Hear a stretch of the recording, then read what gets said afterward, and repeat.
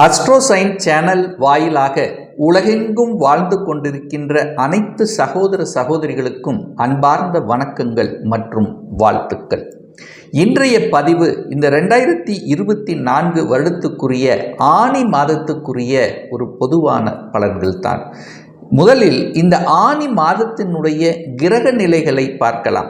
மேச மனையில் செவ்வாய் பகவான் ஆட்சி பலத்தோடும், ரிஷபமனையில் குரு பகவானும், மிதுன மனையில் சூரியன், சுக்கிரன், புதன் இந்த 3 கிரகங்கள் இணைந்தும், கன்னி மனையில் கேது பகவானும், கும்பமனையில் சனி பகவானும், மீனமனையில் ராகு பகவானும் அமர்ந்திருக்காங்க. ஸோ இந்த மாத கிரக பயிற்சியை பார்க்கும் பொழுது, அதாவது இந்த ஆனி மாதம் 15ஆம் தேதி, அதாவது ஜூன் மாதம் 29ஆம் தேதி என்று மிதுனத்தில் ஆட்சி பலம் பெற்ற அந்த புதன் பகவானானது கடகமனைக்கு பயிற்சி அடைகிறார். அதே போல ஆனி மாதம் 16ஆம் தேதி, அதாவது 30/6/2024 அன்று சனி பகவான் வக்ர நிலைக்கு செல்கிறார். அதே போல இந்த ஆனி மாதம் 23, அதாவது ஜூலை மாதம் 7ஆம் தேதி என்று சுக்கிர பகவான் கடகமனைக்கும், ஆனி மாதம் 28, அதாவது ஜூலை மாதம் 12ஆம் தேதி என்று செவ்வாய் பகவான் ரிஷபமனைக்கு பயிற்சியாகிறார்கள். ஸோ இந்த கிரக அமைப்புகளை வைத்து கொண்டு என்ன மாதிரியான பலன்கள், சாதகம் என்ன, பாதகம் என்ன, எதை செய்யலாம், எதை செய்யக்கூடாது, எந்த மாதிரியான தெய்வ வழிபாடு உகந்தது என்பதை பற்றித்தான் இந்த பதிவில் நம்ம டீட்டெயிலாக பார்க்க போகிறோம். அதற்கு முன்னால் நம்முடைய சேனலை ஃபர்ஸ்ட் டைம் நீங்கள் பார்ப்பவர்கள் என்றால் மறக்காம சப்ஸ்கிரைப் பண்ணிக்கிங்க. சிம்மராசி அன்பர்களே, இந்த ஆனி மாதம் எப்படி இருக்குன்னு பார்க்கும் பொழுது, உங்கள் ராசிநாதன் என்று சொல்லக்கூடிய சூரிய பகவான் 11ஆம் இடம் என்கின்ற லாபஸ்தானத்தில் இருப்பது மேன்மையை தரக்கூடிய ஒரு நல்ல அமைப்பு தான். அப்போ சூரியனோட யார் இணைகிறார் அப்படின்னா புதன் பகவான் இந்த மாதம் ஆட்சி பலத்தோட வலிமையாக இருந்து சூரியனும் புதனும் இணைந்து புதன் ஆதித்ய யோகத்துடன் இருக்கக்கூடிய ஒரு அற்புதமான ஒரு மாதம். அப்போ என்ன நடக்கும்? தொட்டது துளங்கும், எடுத்த காரியங்களில் ஜெயிக்கக்கூடிய வல்லமை, தன்னம்பிக்கை கொடுக்கக்கூடிய தன்மை, அறிவு சார்ந்த விஷயங்கள், அதாவது புத்திசாலித்தனம் மேலோங்கக்கூடிய ஒரு நல்ல மாதமாக அமையும். ஆனால் அதே சமயத்தில் உங்கள் ராசியை சனி பார்க்குறார் அல்லவா? அப்போ சனி பார்க்கும் பொழுது என்ன ஆகும்னா, கொஞ்சம் பிடிவாத தன்மை என்பது அதிகமாக இருக்கும், கொஞ்சம் மந்த டல்னஸ் இருக்கக்கூடிய தன்மை. அப்போ என்ன, ஸோ இந்த விஷயத்தை மட்டும் கொஞ்சம் குறைச்சிக்கிட்டால் நல்லது என்பதை உணர்ந்து கொள்ள வேண்டும். அதே சமயம் தொழில் சார்ந்த விஷயங்கள், வேலை சார்ந்த விஷயங்கள் எப்படி இருக்குன்னு பார்க்கும் பொழுது 10ஆம் இடத்தை பார்க்கணும். அந்த 10ஆம் அதிபதியாக இருக்கக்கூடிய அந்த சுக்கிர பகவான் 11ஆம் இடம் என்கின்ற லாபஸ்தானத்தில் உங்கள் ராசி அதிபதியுடனும் லாபஸ்தானத்தின் அதிபதியுடன் கூடியிருப்பது மேன்மையை தரக்கூடிய தன்மை. அப்போ தொழிலில் வளர்ச்சியை கொடுக்கக்கூடிய தன்மை. ஒரு சிலர் தொழிலை, அதாவது இன்னொரு தொழிலை ஆரம்பிக்கலாம் என்கின்ற எண்ணங்கள், ஏற்கனவே வேலையில் இருந்தவர்கள் தொழிலை செய்யலாமே அப்படிங்கிற உத்வேகம் வரக்கூடிய தன்மை, இதெல்லாமே நல்லா இருக்கு. ஸோ தொழில் மேன்மை, நல்ல ஒரு ஸ்ட்ராட்டஜிக் பிளானோட வகுத்து திறம்பட செய்யக்கூடிய ஒரு நல்ல மாதமாக அமையும். அதே சமயத்தில் வேலையில் இருப்பவருக்கு பார்த்தீங்கன்னா, இதுவரைக்கும் ஒரு நல்ல வேலை அமையல அப்படின்னு இருக்கின்ற இந்த சிம்மராசி என்பர்களுக்கு பார்த்தீங்கன்னா, இந்த மாதம் 6ஆம் இடம் என்பது வேலையை குறிக்கக்கூடிய இடம் அல்லவா? அந்த இடத்தை குரு பார்க்கிறார். அப்போ ஒரு வேலை மாற்றத்துக்கான அறிகுறி என்பது இந்த மாதம் உங்களுக்கு நல்லா இருக்கிறது. அப்போ வேலை இல்லாதவருக்கு வேலை கிடைக்கும். ஒரு சிலருக்கு இடமாற்றம், உத்தியோக மாற்றம், அதே சமயத்தில் ப்ரமோஷன், ஸோ இதெல்லாமே கிடைப்பதற்கு எந்த தடை இல்லை இந்த மாதம். ஸோ தனம் சார்ந்த விஷயங்கள் எப்படி இருக்கும், உங்களுடைய வாக்கு சம்பந்தப்பட்ட விஷயங்கள் எப்படி இருக்குன்னு பார்க்கும் பொழுது, ஸோ இதுவரையில் பார்த்தீங்கன்னா கேது பகவான் 2ஆம் இடத்திலிருந்து அந்த குடும்பஸ்தானத்தில் சில தடைகளை கொடுத்து கொண்டிருந்தார் அப்படின்னு நம்ம சொல்லலாம். ஆனால் அதே சமயத்தில் ஒரு நல்ல ஞானோதயத்தை கொடுத்து கொண்டிருந்தது. ஏன் குடும்பம் நமக்கு இப்படி இருக்கிறது, எந்த இடத்தில் நமக்கு வீக்காக இருக்கிறது, தனத்தில் ஏன் பிரச்சனை வருகிறது, ஸோ இது எல்லாமே அனுபவபூர்வமாக உணர்ந்து கொண்டிருந்திருப்பீர்கள். இப்போ அந்த அனுபவத்தின் வாயிலாக குரு, தன காரகனான குரு பகவான் தனஸ்தானத்தை பார்க்கக்கூடிய இந்த காலகட்டத்தில் நிச்சயமாக பொருளாதாரம் சார்ந்த விஷயத்தில் நல்ல முன்னேற்றத்தை தரக்கூடிய அமைப்பும் இருக்கிறது. கல்வியில் சிறந்து விளங்கக்கூடிய அமைப்பு. அதே சமயத்தில் உங்கள் வாக்கு இதுவரைக்கும் பழிக்கல, என் குடும்ப உறுப்பினர் கூட என் பேச்சை கேட்க மாட்டேங்கிறாங்க என்று வருத்தத்தில் இருந்த இந்த சிம்மராசி என்பவர்கள் நிச்சயமாக உங்கள் பேச்சை கேட்டு நடக்கக்கூடிய வாய்ப்புகள் சந்தர்ப்பங்கள் அத்தனையும் இந்த காலகட்டம் உங்களுக்கு சிறப்பாக இருக்கு. குடும்பத்தில் ஒரு உறுப்பினரை இணைத்து கொள்ளக்கூடிய நிகழ்வுகள் அல்லது குடும்ப உறுப்பினர்கள் அனைவரும் ஒன்று சேர்ந்து ஒரு தொழிலை செய்யக்கூடிய யோகங்கள் இந்த காலகட்டம் உங்களுக்கு சிறப்பாக இருக்கிறது. முயற்சி ஸ்தானம் தன்னம்பிக்கை கொடுக்கக்கூடிய அந்த சூரிய பகவான் 11ஆம் இடத்தில் இருக்கார். அப்போ முயற்சி ஸ்தானத்தின் அதிபதியாக இருக்கக்கூடிய அந்த சுக்கிரனும் பார்த்தீங்கன்னா 11ல் இருக்கார். அப்போ 3க்குரியவன் தனக்கு 9ஆம் இடம் என்கின்ற இடத்தில் இருக்கிறதுனால முயற்சிகள் பலிக்கமாகும், தொட்டது துளங்கும்.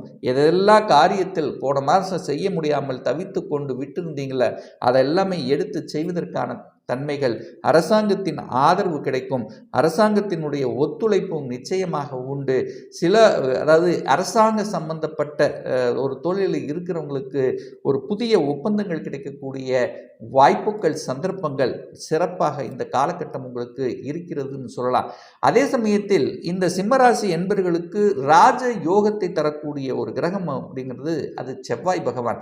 அந்த செவ்வாய் பகவான் இந்த மாதம் பார்த்தீங்கன்னா ஆட்சி பலம் பெற்று வலுவாக இருக்க போகிறார்.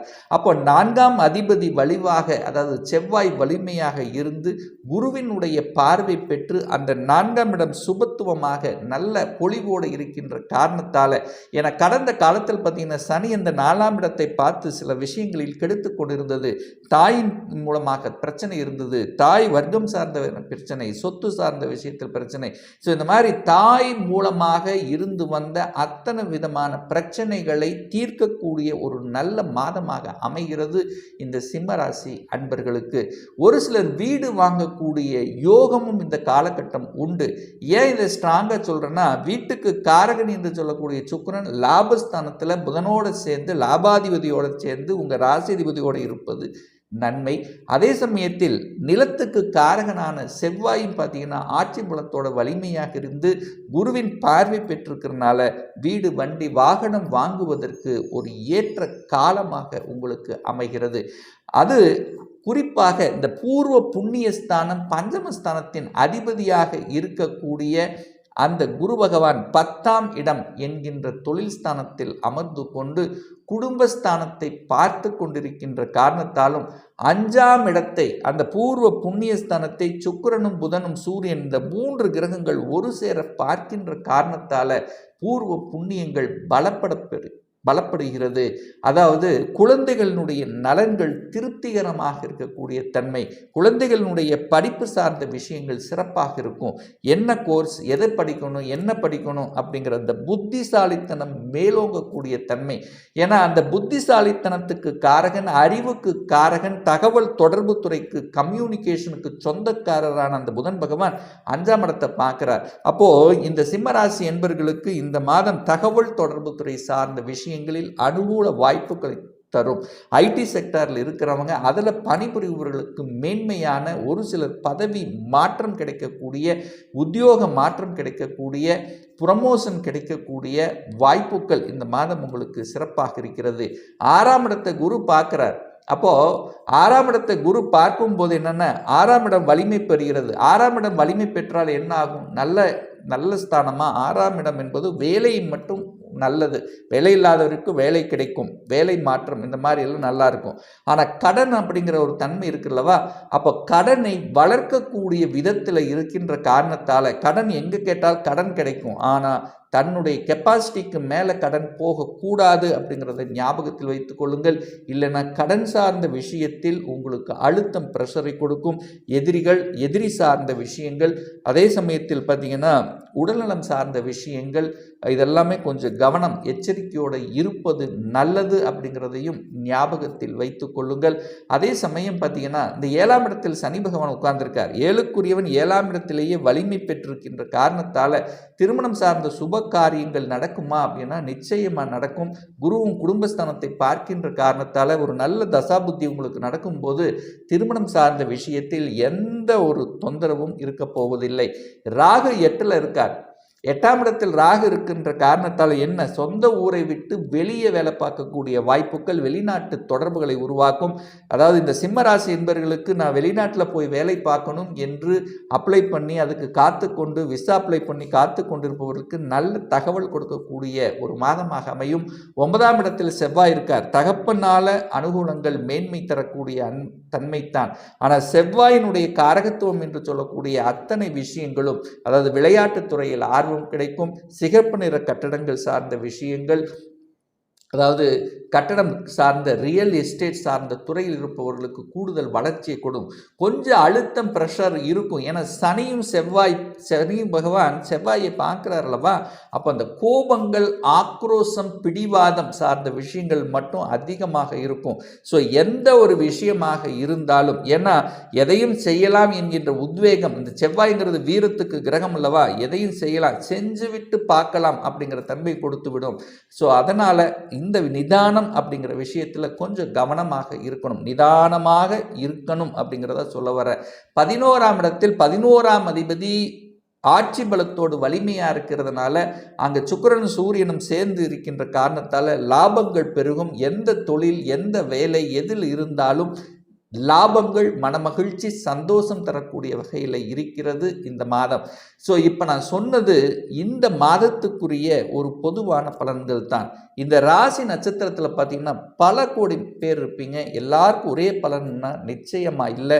ஏன்னா ஒவ்வொருவரும் டிஃப்ரெண்ட். ஒவ்வொருனுடைய ஜாதக அமைப்புகளும் கிரக அமைப்புகளும் தசாபுத்திகளும் வேறுபடும். அதற்கு தகுந்த மாதிரி பலன்களும் வேறுபடும். ஒரு துல்லிய பலன் வேணும். அதாவது உங்கள் ஜாதகத்தில் கிரகங்கள் எந்த டிகிரியில் இருக்குது, எந்த அமைப்பில் இருக்குது, என்ன தசா புத்தி அந்தரம் சூட்சுமத்தை வைத்து கொண்டு நீங்கள் கேட்கக்கூடிய எந்த கேள்வியாக இருந்தாலும் சரி, சொந்த தொழில் செய்வதற்கான விதி கொடுப்பினை நம்முடைய ஜாதகத்தில் இருக்கா, அப்படி இருக்கக்கூடிய பட்சத்தில் எப்போ நம்ம சொந்த தொழில் ஆரம்பிக்கலாம், திருமணம் தடைப்பட்டு கொண்டே இருக்கிறது, எப்போ தான் நமக்கு திருமணம் நடக்கும், எப்போ குழந்தை பாக்கியம் கிடைக்கும், எப்போ வீடு கட்டக்கூடிய யோகம் இருக்குது, எப்போ தான் எனக்கு ப்ரமோஷன் கிடைக்கும், இது போன்ற கேள்விகளுக்கு துல்லியமான பதிலை நம்மால் கூற முடியும். ஒரு பர்சனல் கன்சல்டேஷன் எடுத்துக்கணும் என்று விருப்பப்படக்கூடிய அன்பர்கள் டிஸ்பிளே தெரியக்கூடிய நம்பருக்கு வாட்ஸ்அப் மூலமாகவோ ஃபோன் கால் மூலமாகவோ தொடர்பு கொண்டு அப்பாயின்மெண்ட் பெற்றுக்கொண்டு கன்சல்டேஷன் எடுத்துக்கலாம். நிச்சயமாக இந்த பதிவு ஏதாவது ஒரு ரூபத்தில் யூஸ்ஃபுல்லாக இருக்குங்கிறதுல எந்தவித மாற்று கருத்தும் கிடையாது.